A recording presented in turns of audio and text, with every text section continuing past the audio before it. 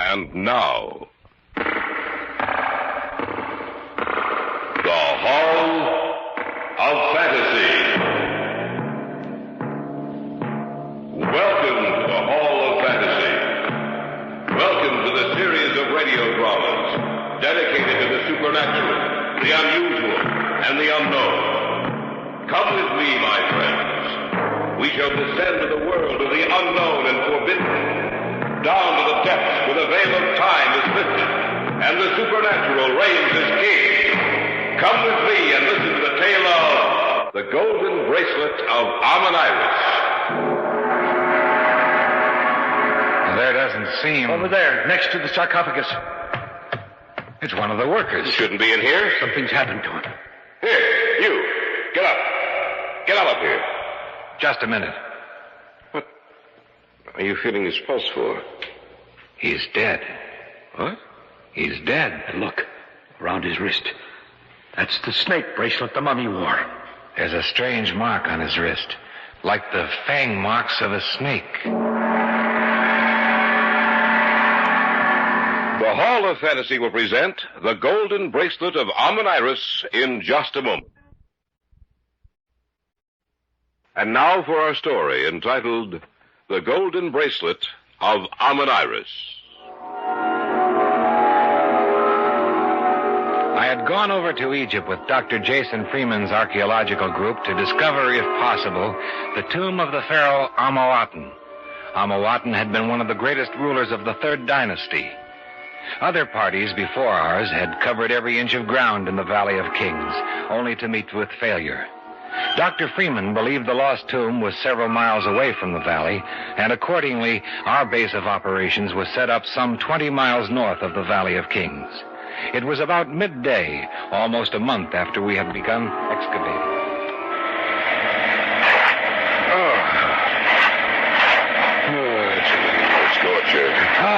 What I wouldn't give to be in a nice, air-conditioned room in Cairo. I should imagine you'd be enjoying every minute of this, Charles. Well, I can enjoy it and still be uncomfortable, Dr. Freeman. Yes, I suppose so. We don't seem to have had much luck so far. But we will. I'm sure of it. One of the men is calling to us. Perhaps he found something. Well, let's see. Yeah, all right. We're coming. Where's Professor Porter? There he is over there. He's coming too. We find tomb. What? We find tomb. Look. Here. Let me see. Well? He's right. And we're in luck. The seal is intact. What is it? What's happened? We were in luck when we started to dig here, Porter. We found the tomb. And the seal on the door? It's intact. That means grave robbers didn't break in. The tomb is just as it was left centuries ago. Is it Amouaten's tomb? We don't know yet. We won't know till we get inside. There's no marking out here by the door. Maybe the sand is covering it. What are we going to do? We'll clear this area by the doorway. Then we'll use dynamite to blast it down. Men back far enough? There isn't anyone except us within 200 yards of that door. Good. The wire's attached, Porter? Yes. Then set it off. You've done it! Yes, a good clean job, Porter. When do we go in? You've forgotten about the heat, eh, Charles? You're caught up in the excitement of discovery. Well, it's to be expected. Yes, but when do we go in? In about 2 hours. We'll give the air a chance to get in there and replace that which is present now. I don't want to take any chances, one of us being overcome by the stale oxygen in there. Jason. Yes, Porter? It's strange, but I have the feeling that we shouldn't go inside that tomb.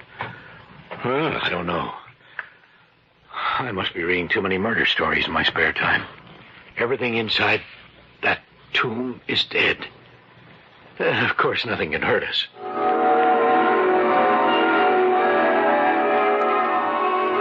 Are you ready? Yes. You've told the men to stay back at the camp. Yes? All right, then. Let's go. It's a good thing we waited.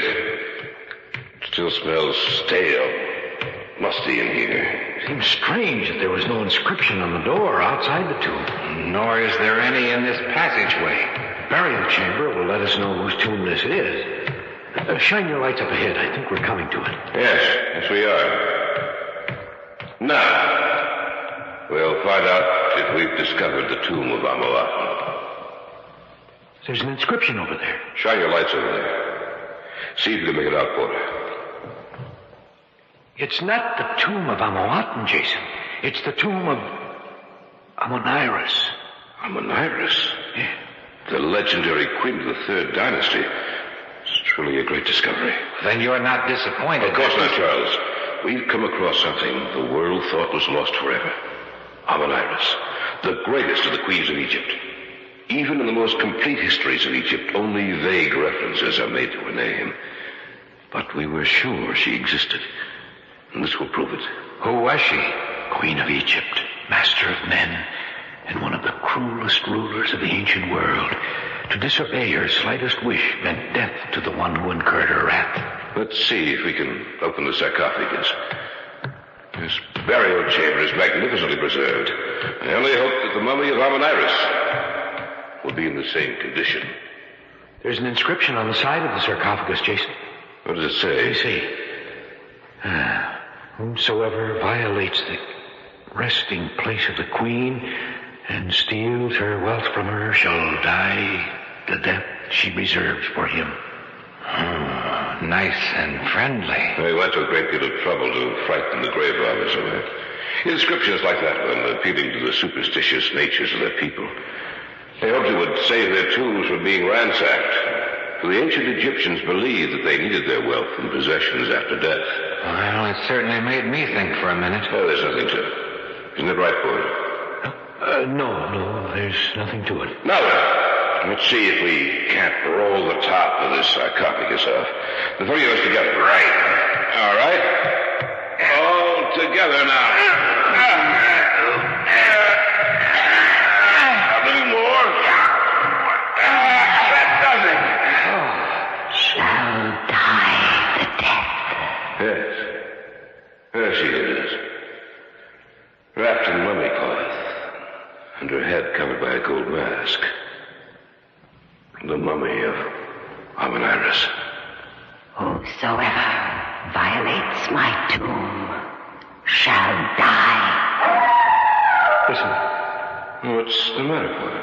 didn't you hear it? Hear what? The voice. Oh, you're imagining things, Porter. No, I'm not. I heard something, I tell you. A woman's voice saying, whomsoever violates my tomb shall die.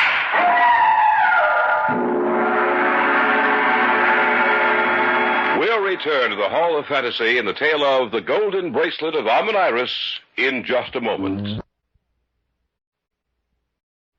Back now to the Hall of Fantasy in the tale of the Golden Bracelet of Amoniris. Both Freeman and I stared at Dr. Porter in amazement. He had backed away from the sarcophagus and stood staring down at the still figure of Amoniris in horror. Then he looked apprehensively around the burial chamber as if searching for someone.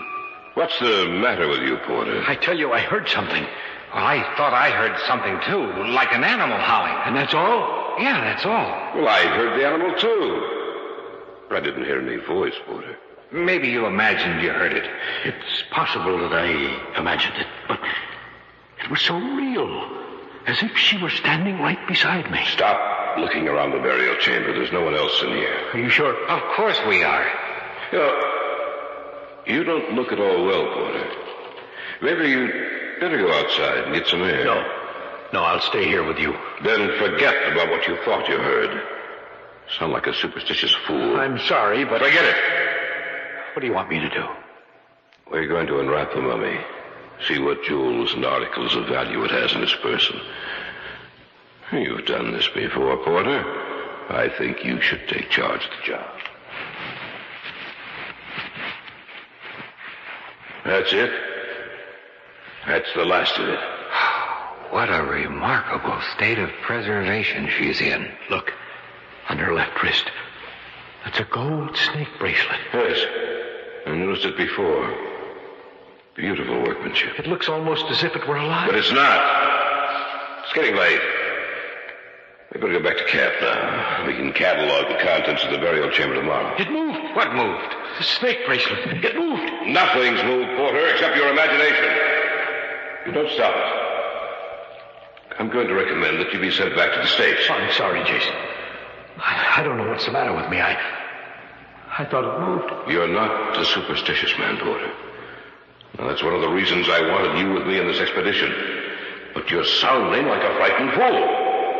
I'll forget this nonsense once and for all. We'll go back to camp, eat, and then get a good night's sleep. I'm sure that's all you'll need to make you forget about your strange notions.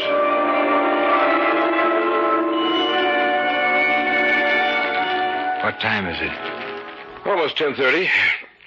We'd better turn in if we're going to get that good night's sleep you were talking about. I don't feel like sleeping. Oh, you will once you lie down. You'd better go to your tent, Porter. Yes, I suppose you're right. Well, good night. I'm worried about him, Charles. Oh, he's just tired, Jason. He'll be all right in the morning. Oh, I hope so. All this nonsense about a voice and then saying you saw the snake bracelet move. You know, you'd think something was happening to his mind. That jackal out there. I hope it finds something to eat and stops howling. Ever since we made camp here, at night it's been out there, as if it were waiting for something. You get used to it after a while. I heard that cry while we were in the tomb today. I heard something myself. But it could have been the wind rushing through the passageways. You sound as if you're afraid. Oh, I don't think I am. That's what the ravings of an upset mind can do. If Porter isn't better in the morning, I will send him back. Well, you know, while we were in there today, I could almost believe that he had heard something. Now, don't tell me you're starting to believe it. What was that? I don't know. It sounded like a scream. That's what I think it was. I heard a scream. Yes. So did we. It came from the tomb. Are you sure? Yes. My tent is at least 100 yards closer to the tomb than you are. I heard it quite clearly. Maybe we better take a look, eh? Get your flashlights. One of the workers might have gone in there and hurt himself. Let's see what's happened.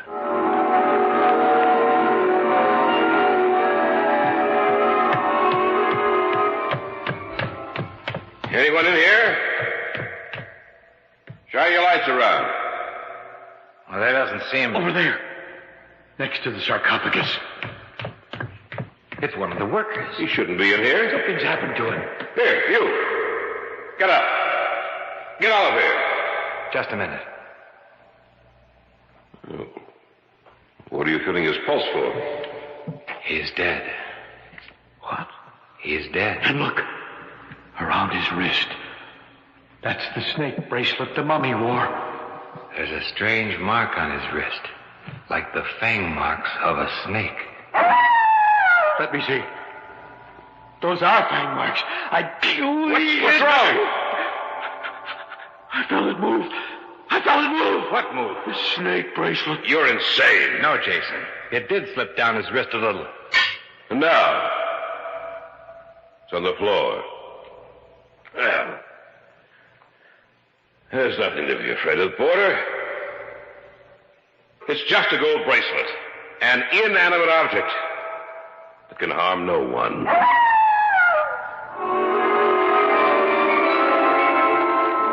In the days that followed, we cataloged all the contents of the tomb. It was an exceptionally rich store of treasures that had been buried there with the Queen. Many of the objects we left with the Egyptian Department of Antiquities. But we were allowed to bring the mummy of Queen Amoniris and a small part of the jewelry and other articles back to America with us. Among them was the snake bracelet. About a month after our return, Jason Freeman invited Dr. Porter and me over to his house one evening. Gentlemen, my wife, Laura. How do you do? A pleasure, Mr. Freeman. Jason's spoken of you often.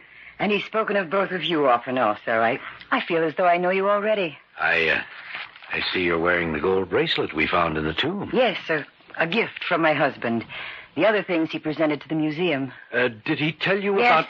Yes, he mentioned that it was found on the wrist of a dead man. Porter seems to believe that, excuse me. Hello? Yes. This is Jason Freeman. What's that? Well, that's not possible. I see. Yes. Well, thanks for letting me know. Goodbye. Who was it, dear? Dr. Stevens.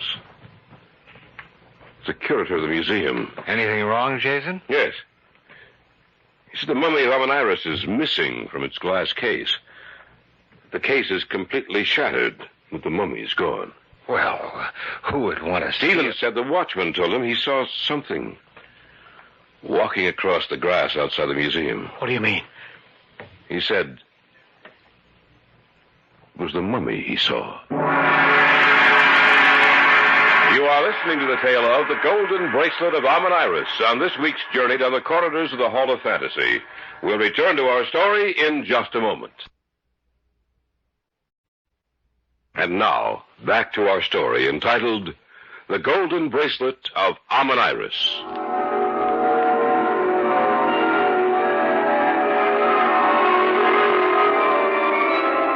Jason Freeman had just received a telephone call from Stevens, the curator of the museum. From him, he learned that the glass case in which the mummy of Amoniris had been placed had been destroyed, and the mummy was gone. Are you serious, Jason? Quite serious, my dear. Stevens said the night watchman had seen the mummy walking. That's absurd. No, not necessarily. Since I've been back, I've tried to learn everything I could about Amoniris. The bracelet you're wearing, Mrs. Freeman, has a definite connection with her. What are you talking about, Porter? Well, look, Amoniris had that snake bracelet especially made for her. Once she came into possession of it, she built her whole life around it. She believed that if the bracelet was taken from her, it would result in her death. And so she guarded it jealously. But one night, as she lay sleeping, it was stolen from her wrist. And? She awoke to find it gone. She learned that one of the high priests had it in his possession. And so she went to him and demanded it. She went alone.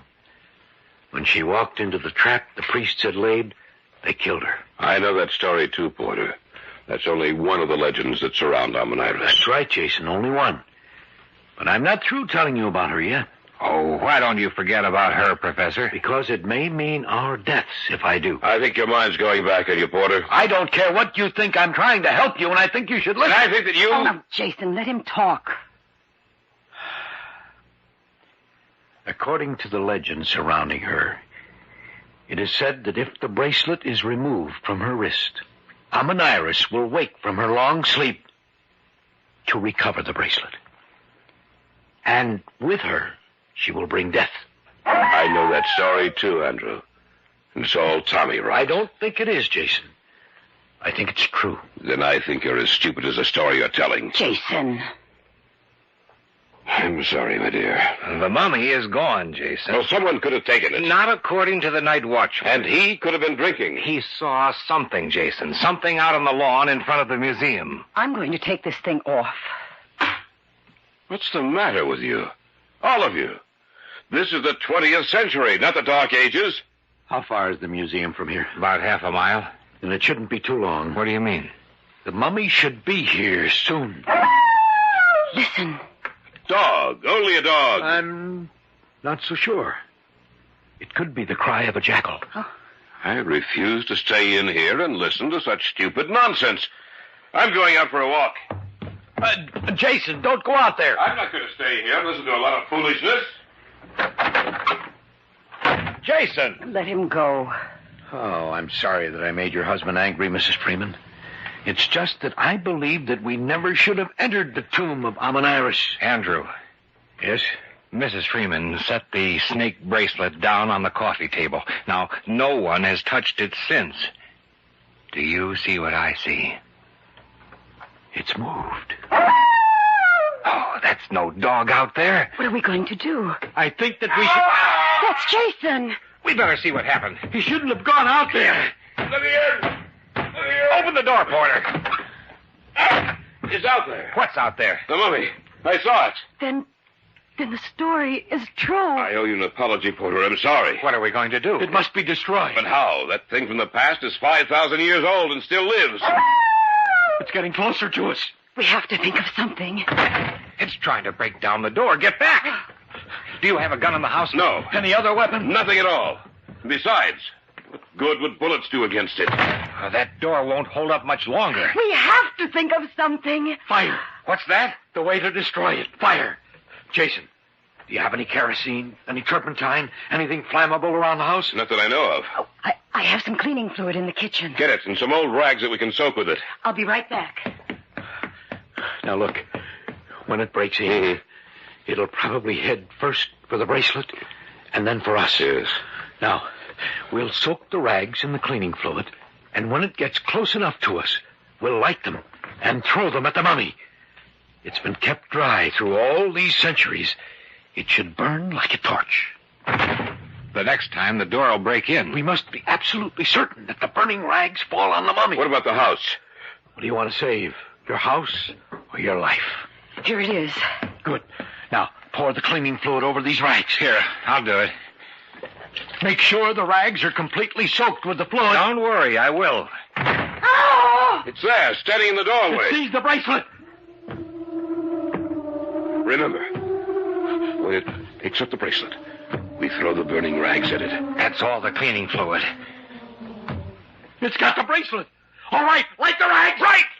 All right, hurry! It's starting for us. All right, throw the rags. That's it. It's starting to burn. But it hasn't stopped. Back away! Back away!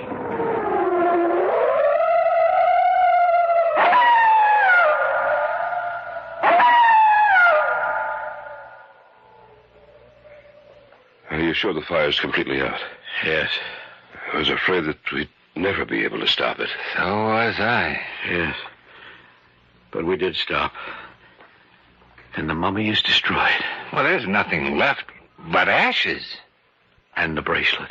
Yes, and the bracelet.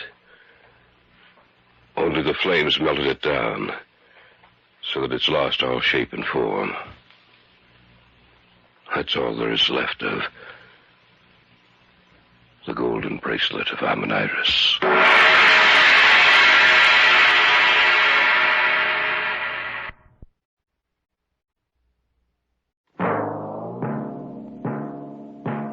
So runs tonight's tale of the unusual, the terrifying, the unknown. Join us again when next we journey down the corridors of the Hall of Fantasy to hear another strange tale of the supernatural.